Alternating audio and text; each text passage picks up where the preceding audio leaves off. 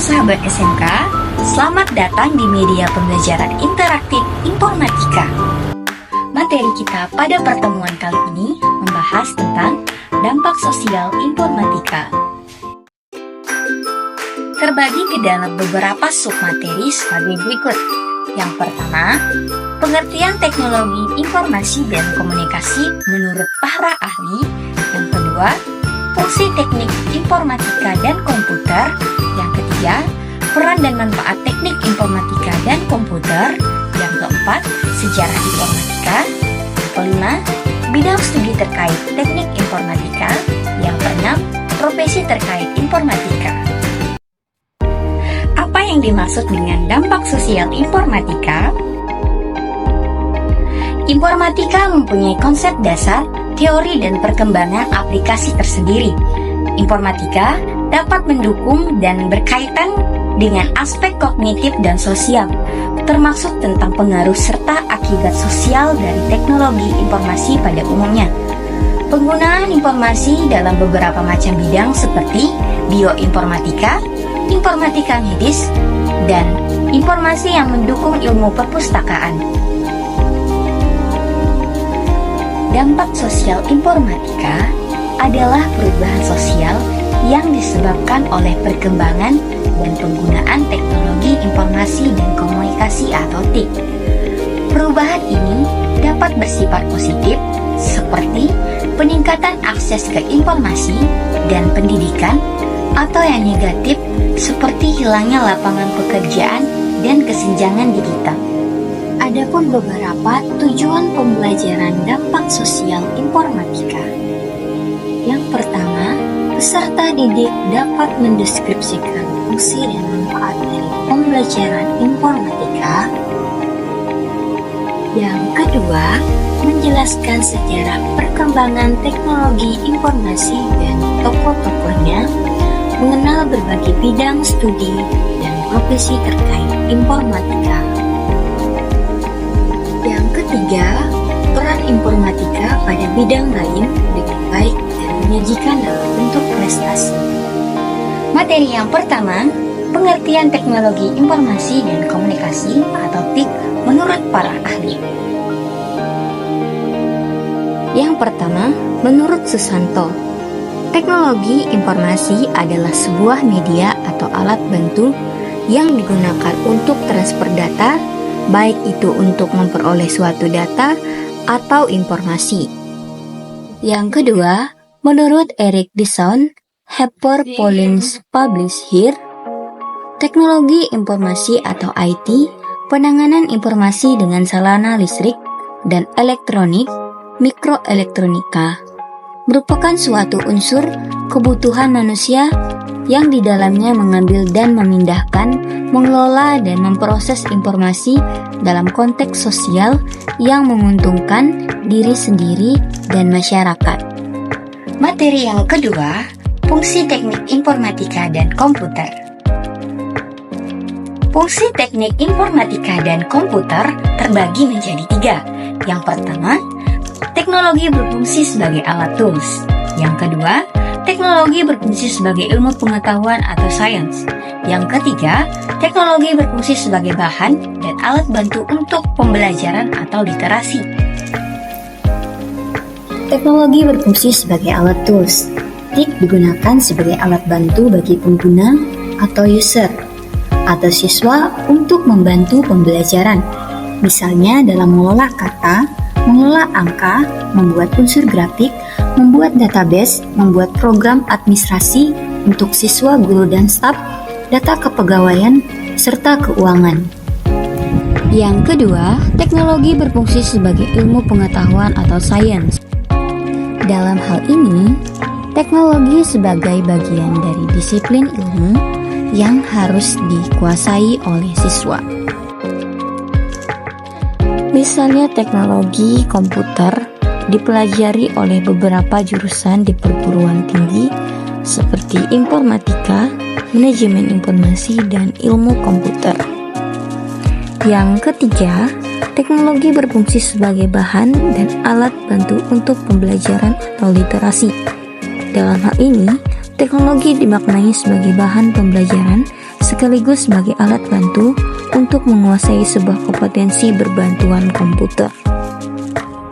Komputer telah diprogram sedemikian rupa sehingga siswa dibimbing secara bertahap dengan menggunakan prinsip pembelajaran tuntas untuk menguasai kompetensi.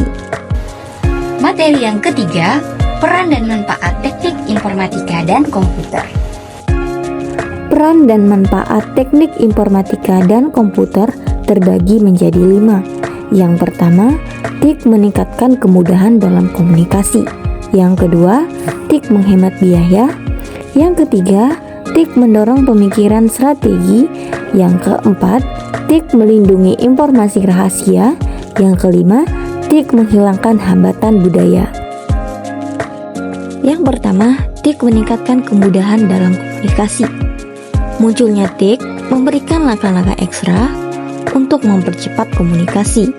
Sejak ditemukannya email pada tahun 1990-an, mengubah cara kita berkomunikasi sampai saat ini.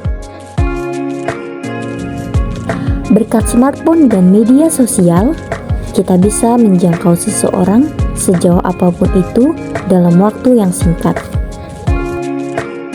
Yang kedua, TIK menghemat biaya. Salah satu keunggulan utama TIK adalah kemampuan menghemat biaya. Kita bisa mendapatkan kemudahan bertransaksi apapun sehingga lebih hemat biaya pengeluaran. Karena komunikasi yang mudah dapat meningkatkan pendapatan dan produktivitas. Yang ketiga, TIK mendorong pemikiran strategis. Komunikasi yang lebih baik mengarah kepada pemikiran yang lebih kritis. Kini kita semua bisa mendapatkan informasi dengan sangat mudah hanya lewat internet saja. Kita bisa membuat strategi yang lebih baik untuk memperbaiki pola pikir kita di kemudian hari. Salah satunya adalah keuntungan komunikasi data. Lebih banyak waktu yang mengarah kepada perencanaan yang lebih efektif. Yang keempat, TIK melindungi informasi dan data rahasia. Dalam melindungi informasi rahasia, TIK berfungsi untuk melindungi privasi dan data kita dengan tuntutan hukum yang sesuai. TIK dapat membuat kita lebih mudah menjaga berkas dan data penting yang mungkin tidak bisa disimpan di tempat sembarang. Yang kelima, TIK menghilangkan hambatan budaya. Siapapun dan dimanapun bisa memanfaatkan TIK dalam kehidupan sehari-hari. Hal yang baik tentang dunia, TIK adalah kecerdasan buatan dengan desain sistem operasi sebagai macam fiturnya yang bisa digunakan siapapun tanpa pandang etnis, warna kulit, agama, golongan, dan lain-lain. Materi yang keempat, sejarah informatika. Sejak manusia pertama ada di muka bumi, manusia selalu berusaha untuk mengkomunikasikan segala sesuatu yang ada di sekitar dengan berbagai cara.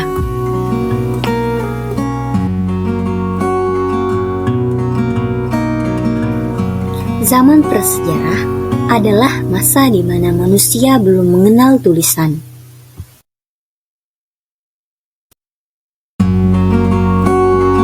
Pada masa itu, manusia berkomunikasi dengan bahasa isyarat dan bahasa lisan yang masih sangat sederhana. Manusia saat itu juga mempunyai tradisi membuat lukisan-lukisan di dinding gua. Pada tahun 300 Masehi, bangsa Sumeria telah mengenal tulisan dalam bentuk simbol-simbol yang dinamakan piktografi.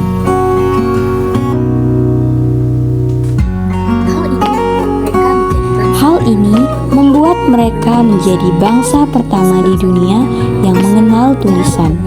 Semenjak bangsa-bangsa di dunia mengenal tulisan, cara berkomunikasi manusia semakin mengalami kemajuan. Sedangkan pada zaman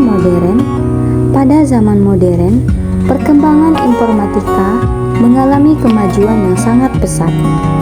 Diawali dengan penemuan telegram oleh Samuel Thomas Bond Sommering pada tahun 1909. Lalu muncul penemuan baru yaitu telepon oleh Alexander Graham Bell pada tahun 1879.